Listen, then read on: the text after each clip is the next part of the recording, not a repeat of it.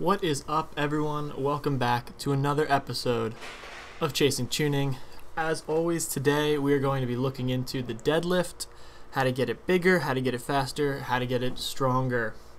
So today's workout, not as super heavy based as a lot of the ones I showcase on the channel, but that's for a reason. Today I want to showcase a little bit of the dynamic work and the dynamic days that go into building a really strong deadlift. It can't always be about going really heavy, 95, 100% of your max, and hitting those big totals. In order to get there and keep boosting that number up, you have to put in time with these dynamic days. And I'm not going to lie to you, these days, there's 2 or 3 of these days, at least, even in a conjugate system, for every one of those big powerlifting days, those big total days. So today, doing double overhanded for as long as possible to work on grip, and working up to a comfortable 4 by 3, I believe. Maybe it's 4 by 6. Sorry.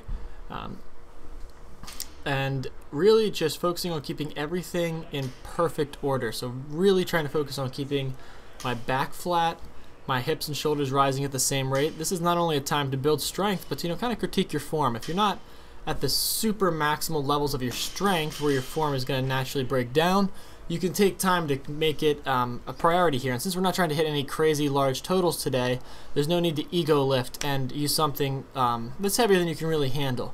So I only worked up to 315 today, and I know you guys, if you've been watching the channel for a while, you know I can lift a lot more than this. But the whole idea is that I'm trying to really focus in on my form. And as you can see here, I went double overhand as long as possible, and the minute I started to feel my grip and my back round, I switched. I could have fought it a little longer, I'm sure, but again, focusing on perfect form here. And as you can see, my back is flat and my shoulders and hips rise at the same rate, and that's the real key with building a big deadlift. Is if you can get those two to rise at the same rate, you're going to be able to generate the most power. So in a lower rep range, or not a lower rep range, but a sub-hypertrophy rep range here, focusing on strength at around 6 reps and doing 4 sets, you get adequate volume. And it's a lot of repetition of the same movement over and over again, so your movement patterns are going to build up along with the strength that you generate by lifting a relatively heavier weight. So after we finish that, you're going to notice you have more energy in these workouts than in some of those really maximal workouts. I really wanted to focus, at least today, on lower back posterior chain development. So really focusing on my hamstrings and my lower back, because a lot of times that's kind of the first thing to give out when I go towards my max, is my lower back will round. So my accessory movement today was hyperextension deadlifts, I guess, and those really help to strengthen your lower back, focusing on keeping everything flat back there. And so that's something I focus on these dynamic days, is kind of weak point training. And then again, I supplemented this with some now more bodybuilding style workouts. So I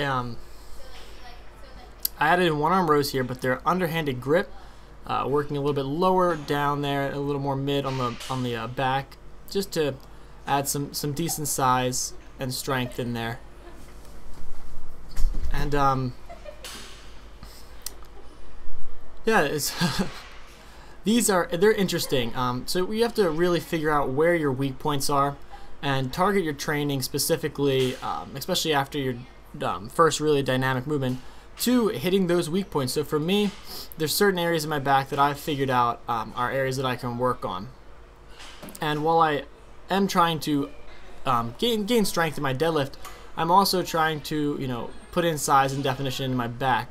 So these accessory movements, while they are great for building strength in the back, you'll notice that my rep range of around 12 reps here, going 4 or 5 sets, is definitely more focused on a bodybuilding style of training. So don't get these confused. If you're going for maximal strength in your back and you're using these as accessory movements, I would suggest doing 3 sets, 4 sets of around 6 to 8 reps. Again, going heavier and attacking a different kind of muscle fiber. Or I am really going for the squeeze and contraction to kind of induce hypertrophy in these muscles.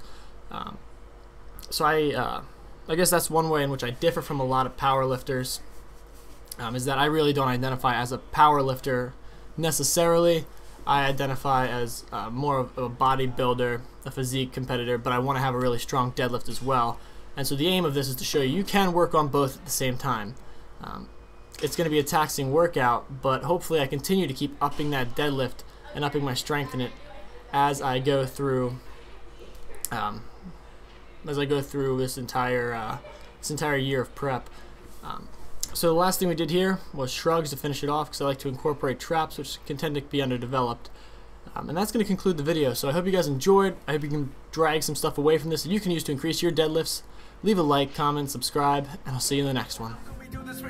Give me your hand and we'll make it there soon. Life is just one beautiful view. We'll eventually get there. This is the pursuit.